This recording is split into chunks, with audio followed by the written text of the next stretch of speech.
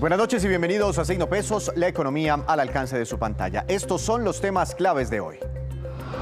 El balance de Mincomercio. La ministra de Comercio, Industria y Turismo, María Jimena Lombana, es nuestra invitada especial esta noche. Con ella evaluaremos los logros de su gestión en temas como el fomento empresarial, la reactivación del turismo, así como la atracción de inversión extranjera. Sorpresiva reducción en los saldos.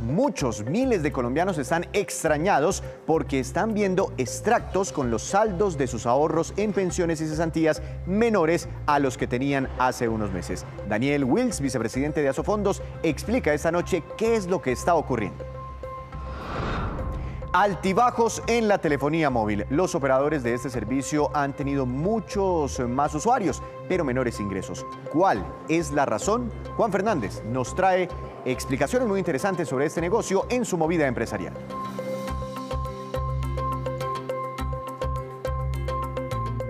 Comenzamos esta emisión con una invitada especial, la ministra de Comercio, Industria y Turismo, con quien haremos un balance de los logros alcanzados en esta cartera durante los últimos meses. Doctora María Jimena Lombana, buenas noches, bienvenida a Signo Pesos, ¿cómo le ha ido? Víctor, muy buenas noches. Muchísimas gracias por la invitación. No, ministra, muchas gracias a usted. Me imagino que están en tiempos de empalme. Gracias por sacar estos minuticos para nuestras audiencias. ¿Por qué no empezamos hablando con el apoyo a los microempresarios? Fueron unos de los más golpeados durante la pandemia, cuando se cierra el país. ¿Cómo ha sido esa reactivación y qué tan importante han sido esos apoyos? Sí, efectivamente, uno de los sectores más golpeados durante la pandemia y por eso el presidente Duque coordinó toda la elaboración de una estrategia que llamamos Economía para la Gente, que buscaba dar una respuesta articulada por parte del gobierno nacional a estos micronegocios y también unidades productivas en poblaciones vulnerables. Obviamente para acompañar el proceso de reactivación y el proceso de sostenibilidad de estos micronegocios. En lo que llevamos, digamos, de implementación de esta estrategia, atendimos cerca de 660.000 micronegocios. Esto fue una articulación entre diferentes entidades del gobierno nacional y se movilizaron 1.8 billones de pesos. Creemos que estos apoyos que se dieron directamente a este segmento del tejido empresarial pues fueron fundamentales, no solamente para mantener los diferentes micronegocios y unidades productivas, sino para ver la recuperación que estamos viendo en este momento, una reactivación económica que fue muy importante durante el año pasado y lo que estamos viendo durante este primer semestre. Usted maneja tres sectores muy importantes. El otro es el turismo, que también pues muy golpeado en la pandemia. Ministra, los hoteles después de tener una ocupación superior al 50, al 60% en algunos casos, pues se bajaron a menos del 5%, todo cerrado, nadie se podía mover, los aviones en tierra, en fin. ¿Cómo ha sido la reactivación? ¿Qué han hecho ustedes para que esa recuperación sea más rápida? Pues aquí fueron varias medidas. En primer lugar, a través de nuestra ley de turismo, donde establecimos unos incentivos y beneficios tributarios específicos para el sector que todavía se mantienen, gracias a la extensión que se hizo de algunos de estos mecanismos en la ley de inversión social. Una inversión muy importante en infraestructura regional, cerca de 1.2 billones de pesos en todo el sector, no solamente en infraestructura, sino también en promoción. Un trabajo también articulado que lideró ProColombia para nuevamente poder tener la conectividad que teníamos, no solamente a nivel nacional, sino internacional. Y a la fecha recuperamos el 100% de esa conectividad, que ha sido muy importante para la atracción de los turistas y particularmente turistas no residentes a Colombia. El 2019 fue nuestro año de visitantes extranjeros no residentes a Colombia, cerca de 4,5 millones. Histórica, ¿no? Esa cifra. Histórica, exactamente. Y este año venimos con un comportamiento muy positivo. Aquí de destacar, la ocupación hotelera está incluso por encima de los niveles prepandemia, es decir, lo que teníamos en el 2019. Y este es un elemento muy importante que nos muestra la reactivación del sector y lo que está creciendo en este momento. Esto tiene que ver un poquito con ustedes, pero también con el sector transporte, y es que se han habilitado nuevas rutas aéreas, por ejemplo, y también la llegada de nuevas aerolíneas. ¿Esto cómo ha impactado? ¿Ya se siente en la economía? Claro, por supuesto, ha sido fundamental primero recuperar las rutas aéreas que se perdieron durante la pandemia, Y en segundo lugar, activar estas nuevas rutas. Digamos, en materia doméstica, nosotros lanzamos conjuntamente con el Ministerio de Transporte y la Aeronáutica Civil, después de un trabajo ya de casi 2 años, unas líneas especiales para regiones que no han tenido conectividad, en departamentos que están más alejados, que pertenecían a los antiguos territorios nacionales, en donde se ha subsidiado por parte del gobierno nacional esta conectividad. Y adicionalmente, pues todo el esfuerzo que hemos hecho para tener nuevas aerolíneas. Tuvimos además el primer proyecto de mega inversión de una aerolínea y esperamos pues que sigamos en este proceso de tener mayor conectividad en Colombia. Los cruceros, ¿cómo han evolucionado? Porque algunas zonas del país, pues digamos, se nutren bastante económicamente de esta actividad. Sí, particularmente una de las ciudades que más se benefician de esta actividad turística de cruceros es la ciudad de Cartagena. Y pues por supuesto lo que vimos todos, lo que sucedió durante la pandemia en donde se cerró estas visitas de estos cruceros. Reactivamos, abrimos nuevamente y en este momento pues están todos los itinerarios al 100%. Estos cruceros generan ingresos muy importantes para la ciudad que incluyen además la economía informal de la ciudad. Así que esto ha sido también un trabajo que adelantamos con el Ministerio de Salud, con ProColombia y con la Alcaldía de Cartagena y logramos nuevamente tener a Cartagena como un destino de estos cruceros que salen de los Estados Unidos. Qué bueno eso. Ministra, la otra rama es el comercio, no solo el comercio interno, sino el comercio internacional. Hablemos primero de ese balance externo, porque bueno, nosotros hemos venido reportando que las exportaciones están creciendo, ¿no? Bastante, pero, y desde hace mucho tiempo, muchos analistas dicen, sí, hay buenas exportaciones, pero están muy concentradas en el sector minero energético. Dependemos, nuestra economía depende mucho de los hidrocarburos, del carbón, en fin.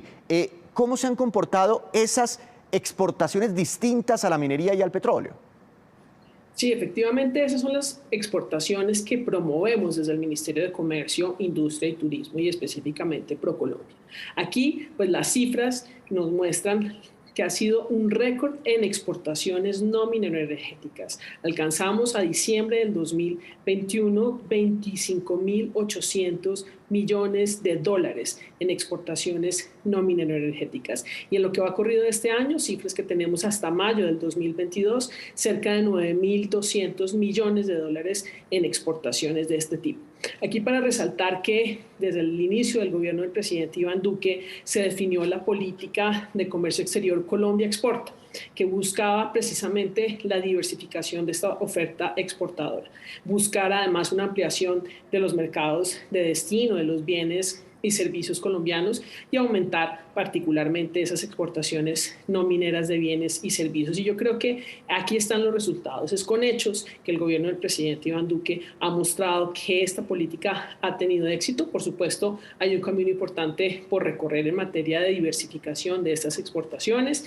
De resaltar que en el 2018 la relación entre exportaciones no mineroenergéticas, si la comparábamos con las mineroenergéticas, era del 36% en el 2018.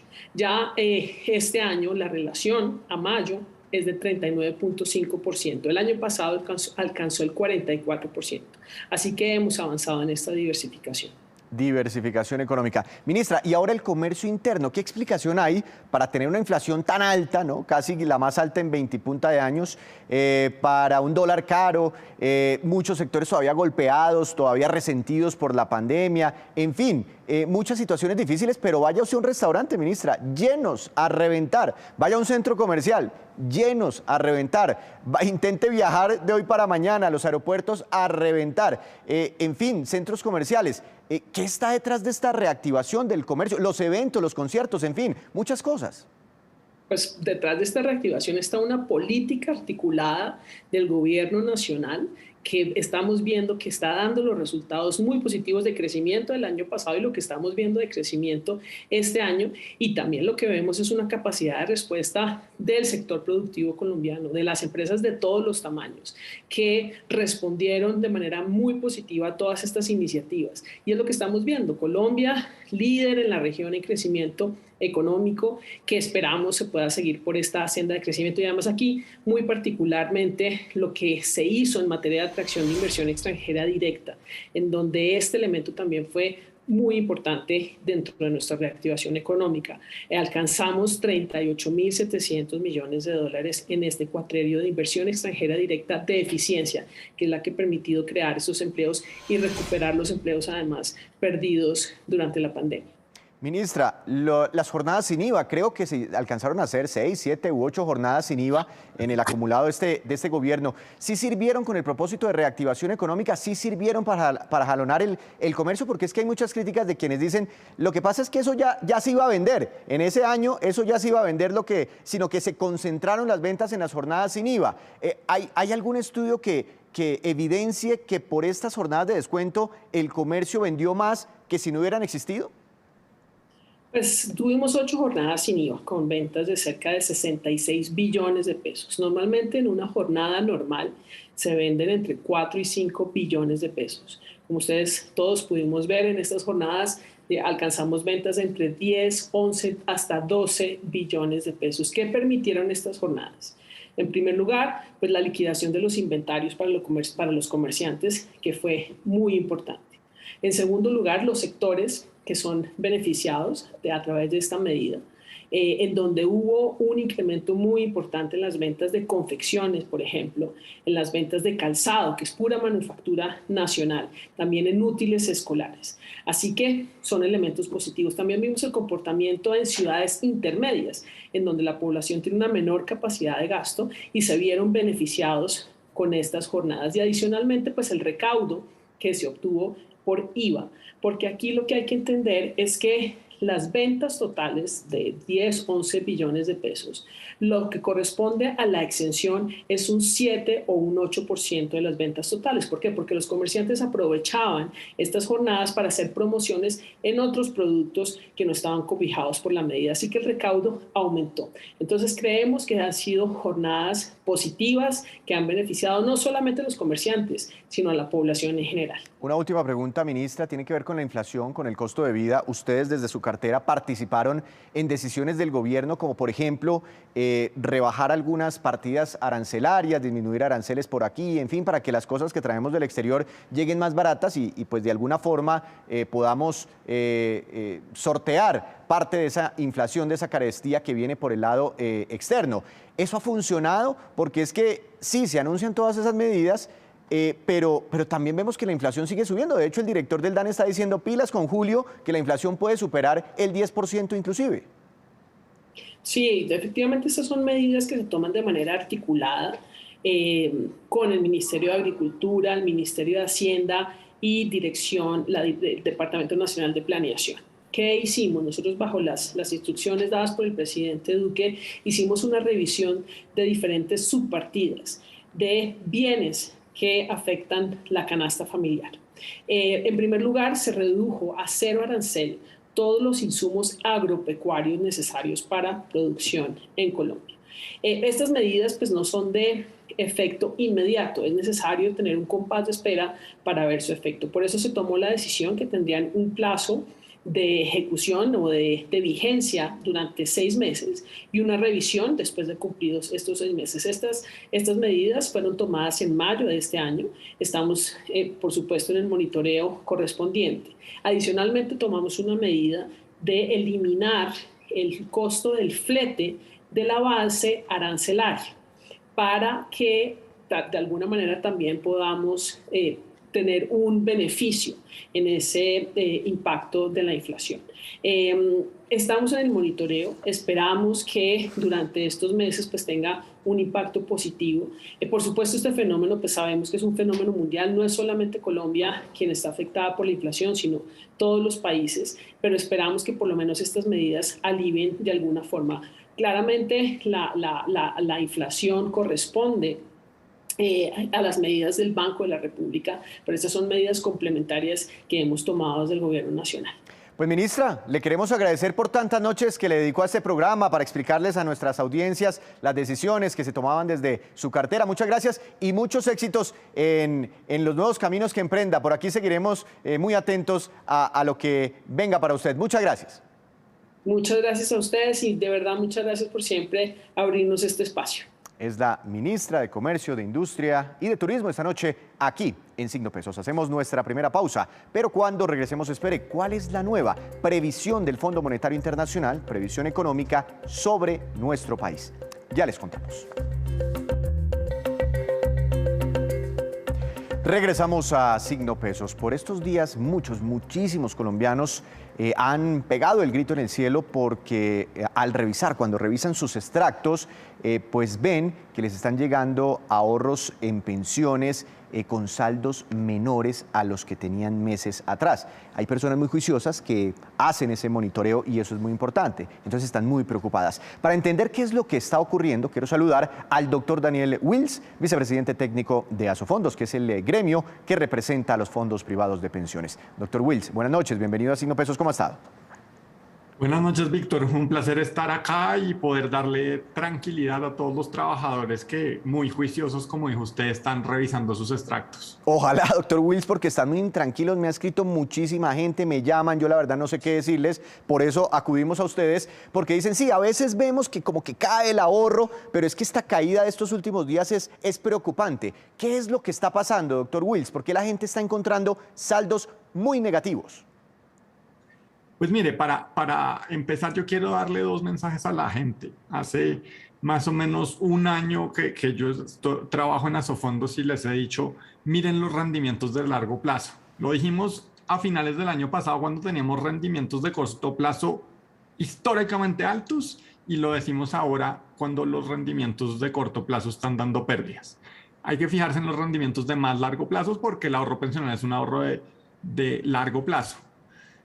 El otro mensaje que les quiero dar es, piensen en su ahorro pensional como tener activos, ¿no? Usted tiene un apartamento, tiene una casa y su vecino está vendiendo barato porque necesita la plata.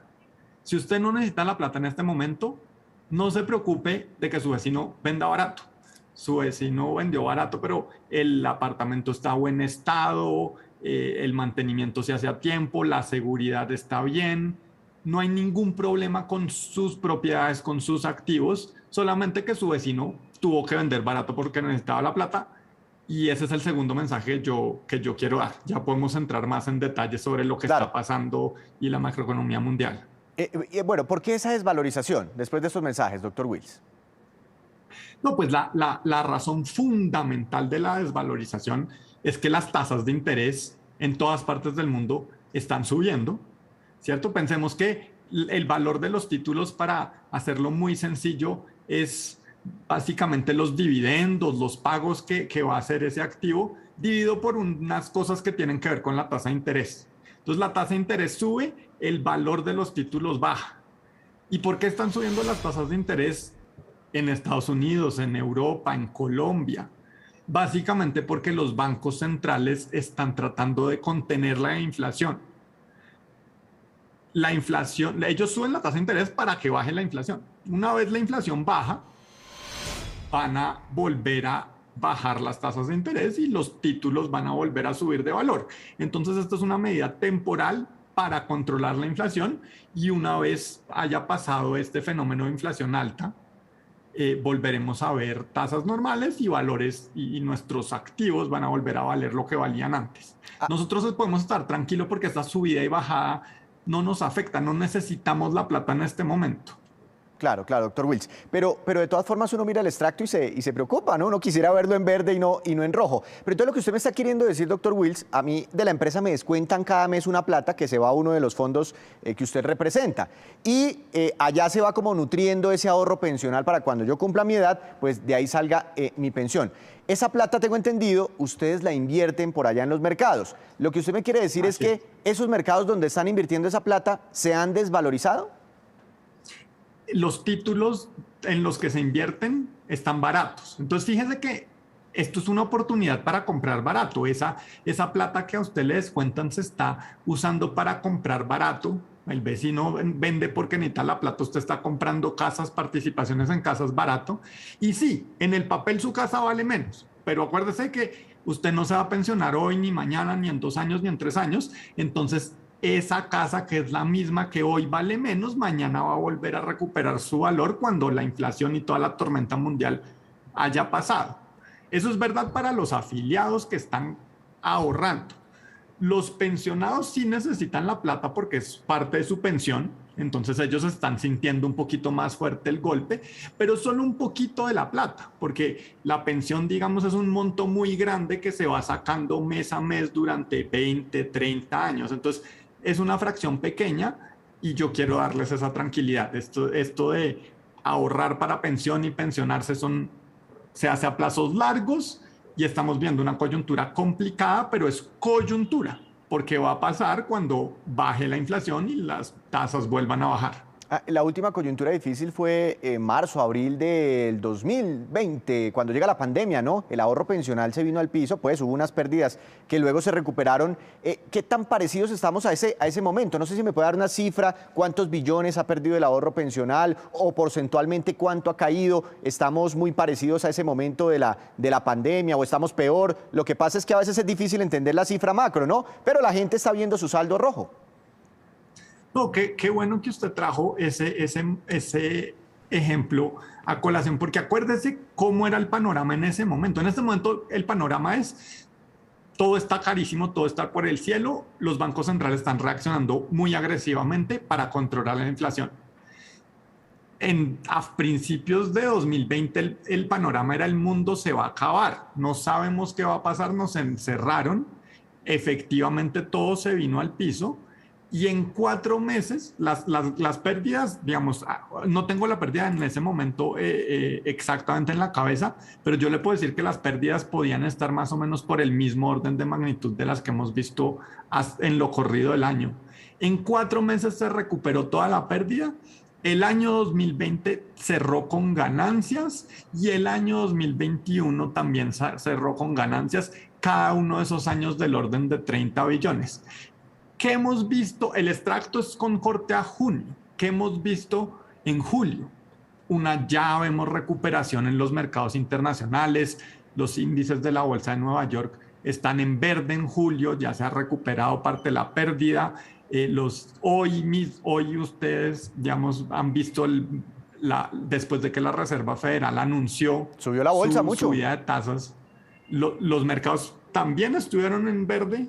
Entonces lo que estamos viendo son unos mercados que se están ya recuperando en julio. Yo espero poder dar, cuando tengamos cifras con cierre a julio, dar una buena noticia a todos los afiliados y esto se va a recuperar más temprano que tarde, pero sobre todo a todos los afiliados que son juiciosos. No miren la fila, no les recomiendo que miren la fila del trimestre, miren la fila de los últimos 2 años. Es el plazo al que ustedes están ahorrando. En los últimos 2 años el fondo de mayor riesgo a tener una rentabilidad del 11%, el fondo moderado una rentabilidad del 8.6% y en general todos los fondos dan números positivos cuando uno mira las rentabilidades de más largo plazo, que son las relevantes para el ahorro pensional. Son las importantes para el ahorro pensional. Ahora, digamos, yo hago unos aportes, ¿no? Mensualmente, digamos que me descuenten 100.000, no sé, una cifra, la que sea, de mi salario. Y ese aporte es la platica que yo estoy poniendo allá a mi fondo, digamos, individual, a mi ahorro individual. Que se está usando para comprar barato.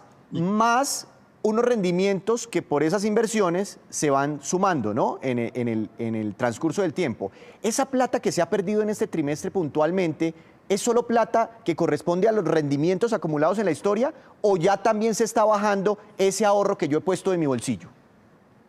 No, Víctor, gracias por la pregunta.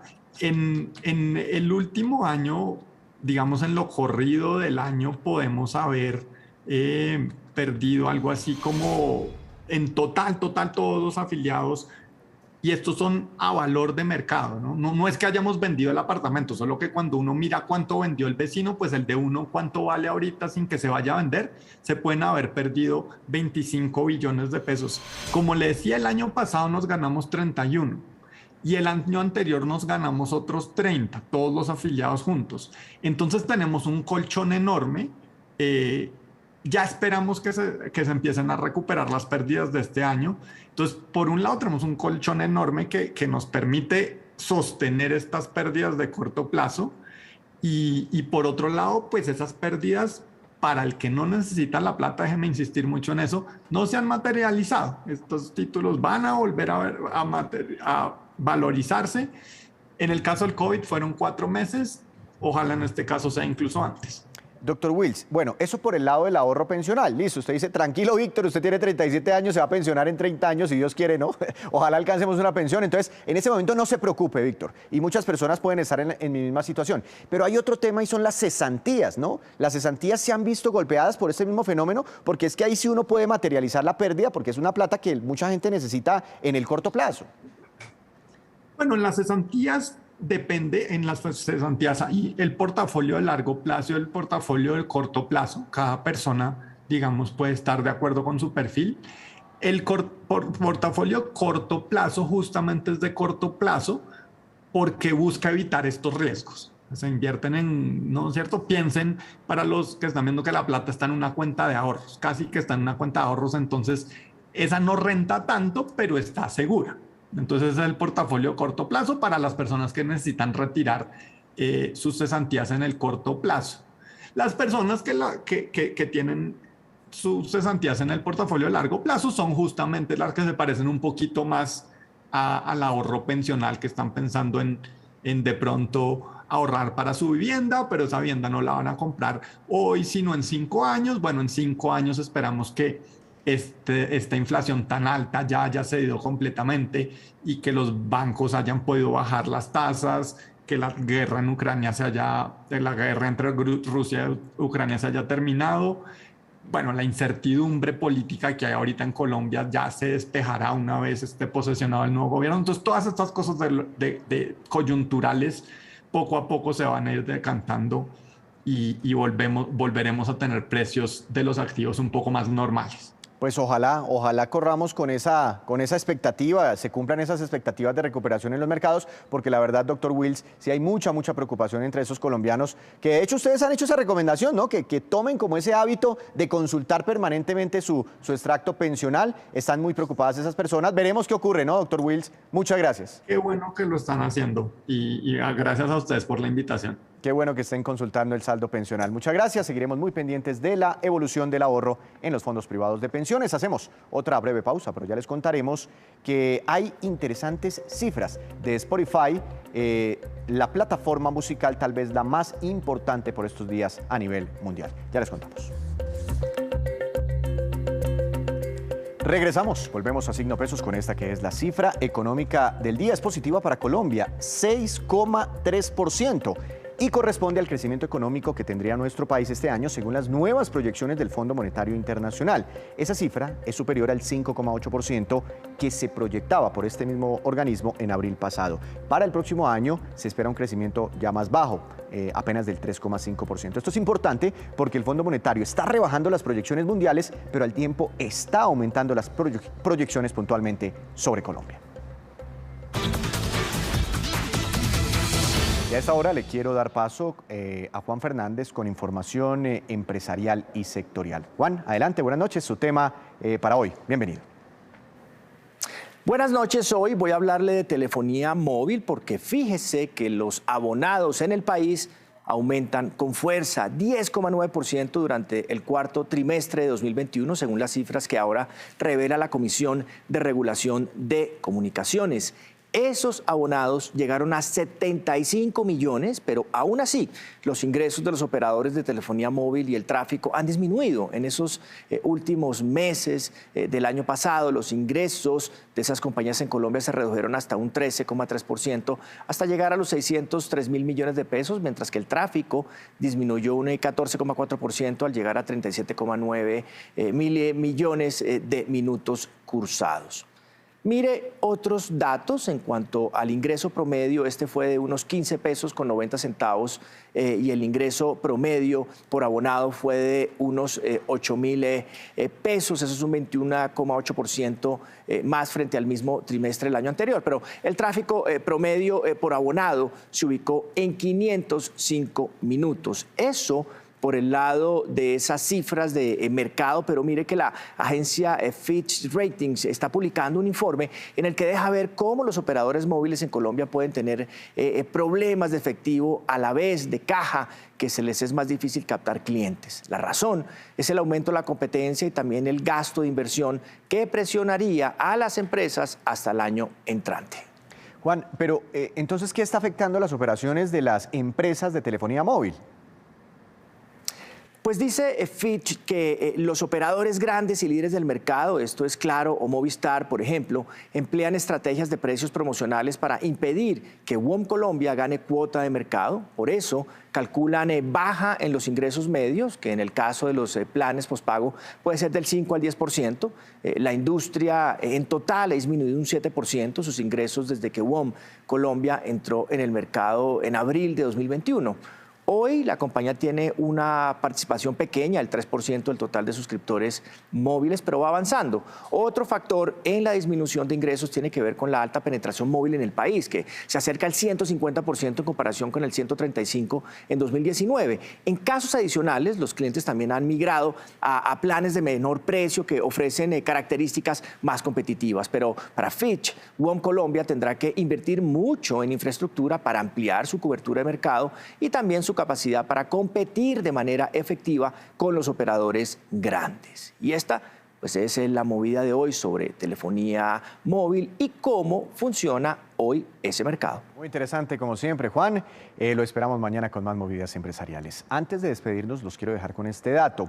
La reconocida plataforma Spotify entregó estas cifras muy interesantes sobre su participación en el mercado de la música y en el audio por streaming. Seguramente muchos de ustedes cuentan con esta herramienta. Ya Spotify tiene 188 millones de suscriptores a nivel global. Ha tenido un crecimiento del 14% anual. Está presente en 183 países. La plataforma aloja ya 82 millones de canciones, se encuentra de todo, y 4,4 millones de podcasts, un tema que ha venido creciendo dentro de la plataforma. Además, escuche esta cifra, los usuarios han creado ya 4.000 millones de playlists. Así terminamos por hoy. Los esperamos mañana con una nueva emisión y con toda la información económica que usted necesita saber. Esto es Signo Pesos, la economía al alcance de su pantalla. Que tenga una feliz noche.